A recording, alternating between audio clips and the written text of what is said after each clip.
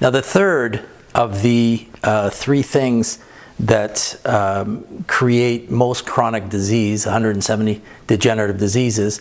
Again, the first one is oxidative stress, free radical damage. The second is an overacidity in the body, a chronic acidity, acid condition, which starves the body of oxygen. And the third is chronic dehydration. The majority of the population is chronically dehydrated. Now, some of the beverages that we consume, first of all, we don't consume enough liquids. For most people, you evaporate, depending on what climate you live in, but we evaporate, we exhale. If you took a mirror, you would see condensation there. That means every breath, you're exhaling moisture.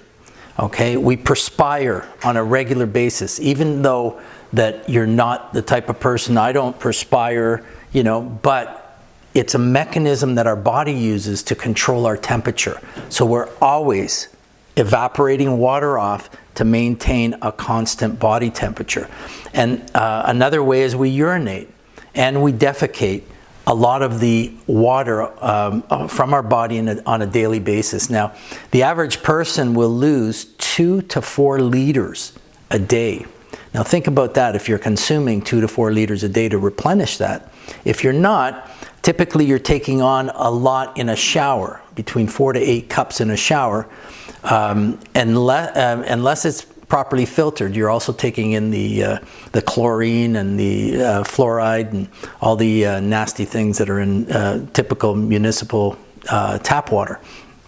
So hydration. Now we're going to talk about how this addresses the third of the chronic degenerative disease causing problems. This device, when it goes through the process of electrolysis, it structures the water in a hexagonal rather than a pentagonal shape, more easily accepted by our cells.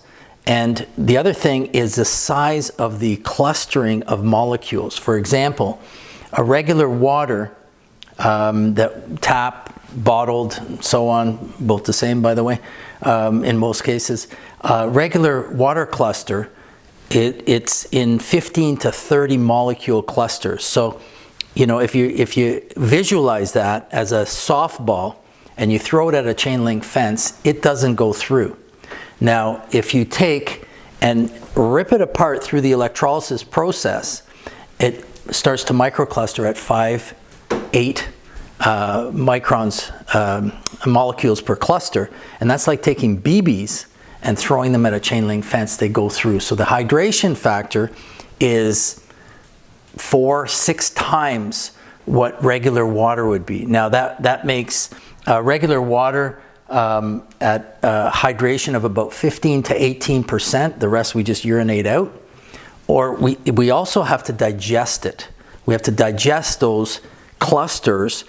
And you'll notice that if you take a bottle of water and chug it back, a store-bought bottle of water, chug it back, you'll feel heavy.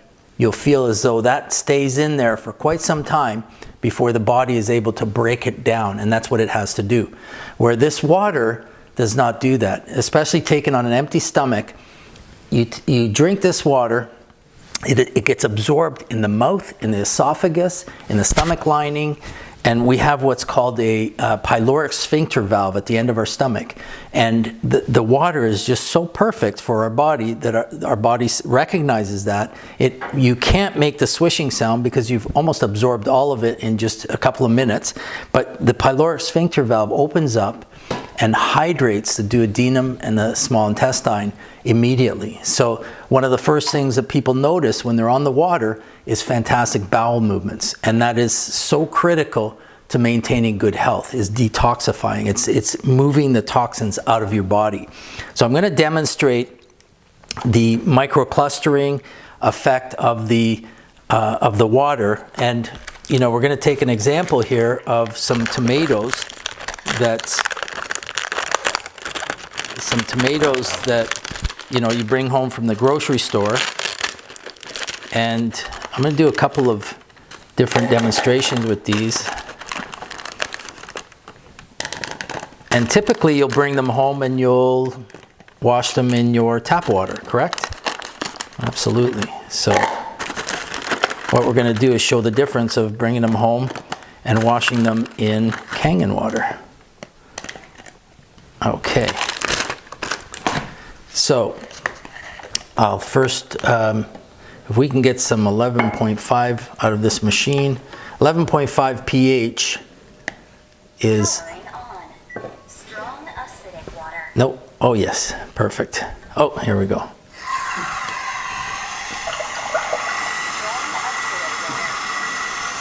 And I'm also going to fill this with tap water, because you'd come home and you'd fill your wash basin or whatever with the, there we go. And we're going to let that just sit for a moment. And what it's doing is, because herbicides, pesticides, insecticides, suicide, it's all the coatings that are placed on your fruits and vegetables. I've seen even organic have a disgusting coating come off them, but because they have to be oil based, otherwise the rain would wash them off and it'd be very expensive to reapply them. They can't just be washed off simply by water, because as you know, if you mix tap water and oil, it doesn't mix. It's hard to wash oil off with just tap water. So we're going to leave that for just a second, and I'm going to show you exactly what comes off. Ideally, we would soak them for 15-20 minutes, but we're going to do it just after maybe 1 minute, and show you exactly what comes off these fruits. And I'll also show you a demonstration. Our earlier video showed an ORP meter, the oxidation reduction potential, and it shows the charge. Can that be seen up there? No. It shows the charge of what makes something an antioxidant or an oxidative free radical. So when it's fresh off the vine, typically a fruit like this would be an antioxidant. It'd be powerful. Because it has the negative electrons that are drawn up from the earth. We barely ever have our shoes off and walk on the earth. And the reason you go on vacation, you come back, you feel so amazing, is because you've had the chance to just soak up those negative electrons in your body, and it offsets a lot of free radical damage. Makes you feel really good. But when you pull this straight off the vine, and if you measured it, it would be a negative charge, meaning it has a lot of negative electrons to donate to our body to fight those free radicals. But as it gets picked, thrown in the bushels, taken to the warehouse, taken to sorters, placed in packages, thrown in the truck, shipped to the grocery store, stacked up there for a few days, then you select them, you bring them home, maybe they sit on your counter or in your fridge for a couple of days, you open them up, you use them, they've already oxidized, and I'll show you a demonstration of that. So first, we'll take the ones that you washed in tap water. Not really much comes off of those. And as you see, this is what you're consuming. Now, you wouldn't dare drink this, would you? But you go home, but you're eating it on here. So this allows you to strip the pesticides off and the herbicides and insecticides. And I'm going to show you something really, really cool. We're going to pick one of these and we're going to cut this open. And we're going to take the meter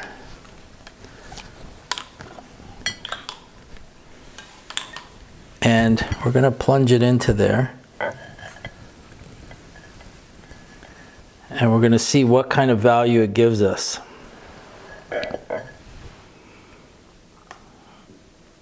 These are relatively fresh. They're at about 140 right now. That's not bad. 133 positive.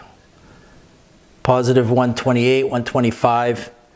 It'll stabilize at about 120 probably. Now, I'm going to show you what having one that's been soaked in 11.5, but it's only been a minute. And ideally you want to soak it for a lot longer. But here we go. We're climbing already. We're we're in the minus, okay? So what you've done is you've turned these tomatoes back into something that was picked right off the vine with a good negative charge. Look at that. It's climbing up. We're like at minus 200 already, and if I leave it there, it's going to go much higher. So one, you brought your tomatoes home, and they're no longer an antioxidant. They're not really beneficial other than the nutrient value. You left the pesticides and herbicides on them, or you take this, you wash them with this, you've stripped off all the herbicides, pesticides, and insecticides, which are toxic, and you've charged it up to a minus 300. That is a super antioxidant. That's just fantastic. Cheers.